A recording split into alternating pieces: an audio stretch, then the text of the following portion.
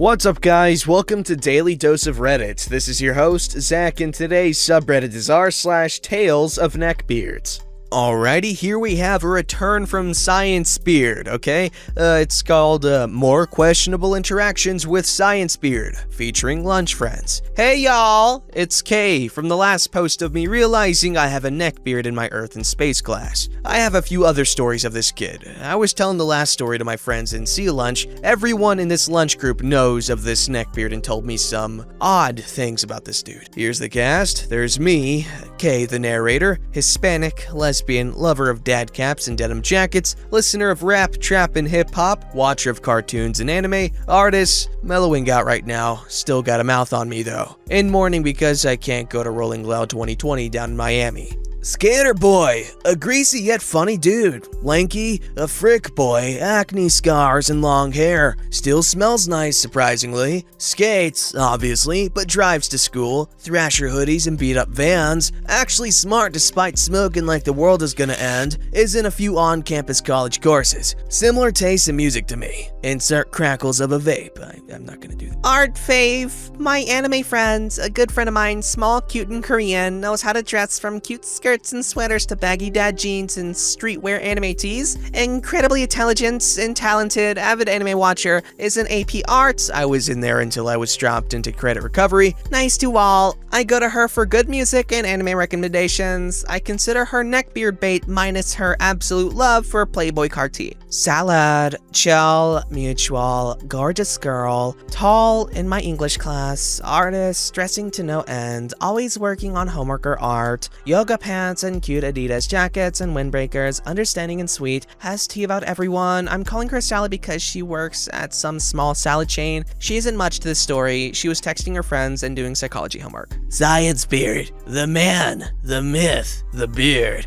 We're talking about him. He wasn't in the library with I'm done with this voice. Thank God. Large, 6'4", and fat. Weird. Full-grown neckbeard with a wispy mustache, basketball shorts, and New Balance sneakers with a tight graphic tee. Plays obscure RPGs in D&D, no fedora. It's the Fedora that counts though. Let's begin. My group was in the library, sitting in the far back, eating snacks and vibing. I was just done telling Skater Boy and Art Fave my story with Sciencebeard and the look on their faces. Perplexed, but like it was familiar. They both asked me what he looked like and his name. I gave them a good description and Sciencebeard's real name. It clicked to both of them. The "oh" echoed in the crowded library and they both instantly quiet down. Art Fave whispering to the lower chances of us getting kicked out, I know that fricker. I had him in one of my classes sophomore year. I think it was math or AP World History. Me giggling like a fourth grader. I'm telling you, he's off his craps. Skater Boy chuckling. Everyone in football and athletics told me this dude has this. Insert the gross fact, Skater Boy tells us. I gag as he goes into great detail about Beard's, private parts, then explaining how. Sciencebeard was in football. I can understand how he would have been picked. Most of the football players are bulky and lean, so having a large, stay-puffed marshmallow man would have helped our chances to go into playoffs. Sciencebeard was a sore thumb in the group, considering how our beard acts. Everyone hated Sciencebeard because how intelligent he acted, thinking not wanting a girlfriend was a personality trait, to a large hormone-enraged team. I knew a few of the football players from my weird middle school phase. I still talk to them on Snapchat and have 2 classes with a few who are still good friends of mine. Believe it or not, they are not crappy people at all. They're funny and like to horseplay, so there's that. They don't take crap lying down either. They do so when it comes to the coaches though. Sciencebeard got into some deep crap with one of the coaches and a popular player for arguing with them and boasting about it. Art Fave adds on, Sciencebeard was in one of her sophomore classes and she was forced to sit by him through the whole school year. She complained about how Sciencebeard would just stare at her. Big eyes, leaning in, the whole 9 yards. She was so uncomfortable and tried to talk about it with her teacher, who seemed to blow it off, telling her, he's just trying to be friendly, maybe he's shy. Would always try to correct classmates and even the teacher. You can imagine how that turned out. Art Fave believed he was on the spectrum due to his behavior around her and others. I cannot blame her for thinking that because everyone also thought that for a time. It wasn't until she asked him about it and he replied, Of course not. What makes you think that? Salad gets in on the conversation, talking about how she saw and heard Sciencebeard growl at a poor, unsuspecting freshman who accidentally bumped into him during passing period. He would push girls and boys out of the way to get through. I began to think about my interactions with Sciencebeard. He hissed and screeched at me in the hallways, and I almost threw a punch. I didn't though, because there was a teacher in the area. He made loud dinosaur noises during a dinosaur documentary for extra credit for the whole class period, despite everyone's annoyance. Would not stop, even when the teacher told him to shut up. Got visibly upset when there was a dinosaur sex scene. The camera panned away from it. The sounds can still be heard. Ended up telling the teacher who scolded him, yelling at him to get over it. Made unwanted remarks and puns and laughed at his own jokes. Would look around for everyone's reaction. I'm thinking he got a kick out of everyone being irritated. Everyone in the group listens in, laughs, and tells the encounters with the beard until the bell rings. Art Fave, Skater Boy, Salad, and I make haste to our last class, leaving the library. It was Friday after all. We all say our goodbyes and make way, leaving Sciencebeard lunch talk in the library, where it belongs. That's all I have for y'all. I hope y'all enjoy this addition to Sciencebeard.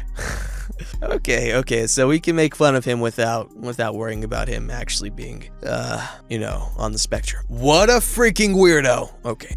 This story's called Moo the Remaster. Hello once again, everyone. Due to the overwhelming popularity and demand for this, I have returned to write one more of the beardos I once knew oh so long ago. This one is more of your classic neckbeard specimen. I told this story, like the others, once a long time ago. Those stories are lost to the void of the internet, so once again, let me reintroduce you to Moo. When I say he's more classical, I mean that. With a certain twist, however. Moo did have an obsession with a certain game, which is why I chose this name for him. He didn't wash but once a month. His room could be smelled from anywhere in his house, I assume. I'll get to that. He did creep on many girls, and I'll get into that soon as well. The twist? During the time I knew Moo, and in his depths of his total neckbeardery, he was 30. Yeah, I first met him as a totally grown man, and he was just like this. Always like this. It was concerning, to say the least. I guess a good place to start is his room, or rooms rather. See, Moo lived with his mother and stepfather, and the house had 3 bedrooms, counting the master, a storage room, and a massive living room, kitchen, dining room combo. Moo at one point moved from one room to another because the nest had just become so foul that he bailed on it and started over with a new nest. But there's more to this even still. Let's just start with the first room and work our way from there. When I first started hanging with him, he was living in this one room that was a good size. It was longer than it was wide. The only reason that is important is because the actual size of the room that you could use was tiny. There was so much trash and junk that the room had reduced in size, mostly due to just his pile of mattresses. Yes, he didn't have a bed, just several mattresses stacked on each other. And yes, he thought this was genius. A small TV stand, his game console, and just enough room to access half of a dresser. Some of you will know this if you've ever been inside a neckbeard nest and forced to be nice. You know that thing you do when you're in a nest like that and you're always looking for the cleanest place to step or sit or whatever? I had to do that a lot while hanging out with Moo. Keep in mind that I always wear combat boots, but even then I wasn't convinced that they were up to the task of dealing with this level of pure filth. But it gets worse. Oh yeah, see, Moo came by his neckbeard nesting skills very naturally. His mother was a massive hoarder. The house was a wreck all the time. Imagine the average neckbeard nest, now spread that over a large house. You see the level with which we are working now? Well, hold on to that because there is so much more. Again, back to first knowing him, Moo had a girlfriend. A legbeard girlfriend at that. Oh yeah, the rare yet somehow logical neckbeard-legbeard pairing. I use that term a bit loosely though. They were in the stages of breaking up when I started talking to him. She was living in another room and never spoke to him unless she really had to. It was really awkward. If you can believe it, a beardo breakup is somehow worse than when they flirt. Lots of petty crap and weird arguments. arguments. It was like watching a high school breakup, but they're both in their 30s. When she eventually moved out, he moved rooms. Not into her old room, mind you, but into the other empty room that was kinda his stepfather's library. Soon, it was as much of a wreck as the other room, but worse, because he had acquired a cat at some point. And if you think he cleaned litter boxes, oh honey. But let's leave his room behind for a moment, shall we? Let's talk about where he spent most of his time, the computer. See, Moo's mom was a firm believer in the family computer. They all shared this one ancient, aging, slowly rusting desktop. It was from back in the days of white plastic housings, but the whole family smoked like trains, so it was more of a yellow-brown color at this point. It was also on this desk. It was more like a dump in the shape of a desk. Trash covered every inch of this thing, so much so that you couldn't see wires anywhere on the computer. There was a trash can near the desk, but it was never emptied, just piled higher and higher with fast food containers, cigarette boxes, and soda bottles. Moo liked to play this one MMO game constantly, and he would tell you all about it, constantly. I remember having more than one conversation about some item in the game being plus this and plus that, but I have no idea what any of that means since I never played that game. He would basically sit at the computer, playing that game and talking to people online all day, then late into the night, crash, and do it again. I once saw him open the browser to look something up, and there were so many of those ad toolbars that it gives me nightmares just picturing it. His excuse? Oh, my mom always opens that virus stuff. I can't get it off. I mentioned reformatting the drive and starting over clean, but that was too much work. It also got to the point that starting up took forever from all the viruses and spamware.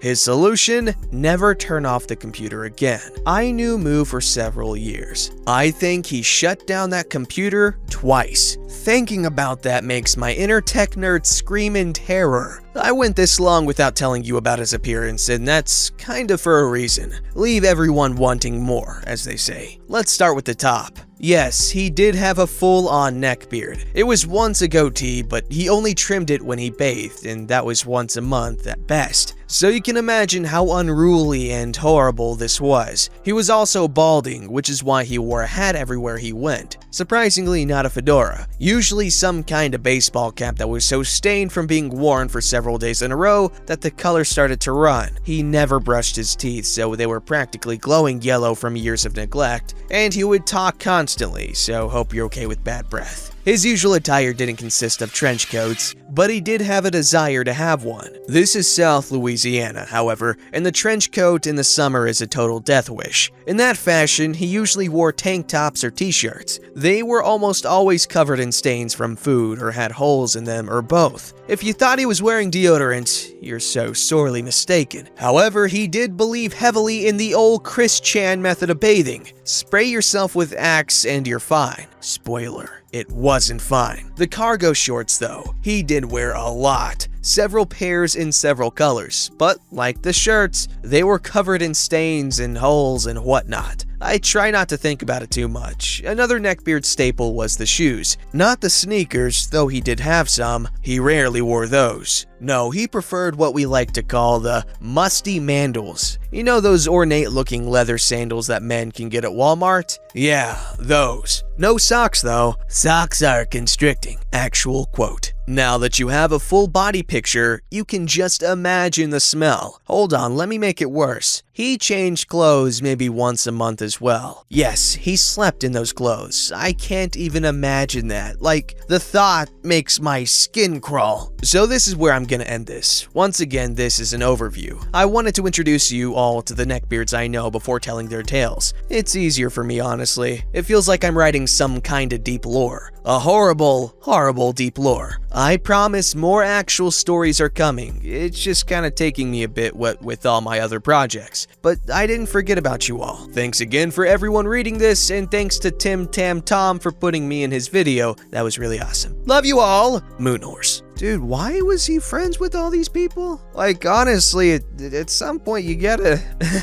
you gotta upgrade your circle, man. Just saying. But goodness gracious, that guy has some severe mental health issues.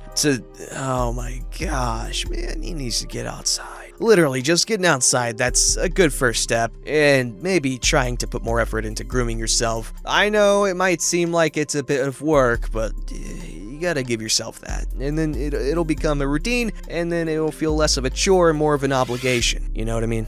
This story's called Parking Lot Neckbeard, Weirdest Moment I've Ever Had. Today I had been making a road trip for my uncle's annual Super Bowl party reunion. He lives in another state. So I've been on the road for about 10 hours, and I am starving. I got something from McDonald's and stopped in a parking lot of the Kroger's nearby to eat. Now, I was eating like a pig, not gonna lie. I was just stuffing fries in my mouth like I hadn't eaten in years. I just wanted to get done as soon as possible. I had my window cracked because it's hot. Next thing I know, I hear knocking on my window. I jumped 3 feet in the air and could feel my heart beating. Outside my window was this guy. He had the typical neckbeard and was overweight. He asked, "You gonna eat all those fries?" And then stuck his hand into my open window and asked, "Give me some of those fries," with his palm open. He just stood there like that for quite a while, at least a minute, but then walked off and laughed. "Fine, be selfish." He didn't seem hostile or anything, he was laughing the whole time,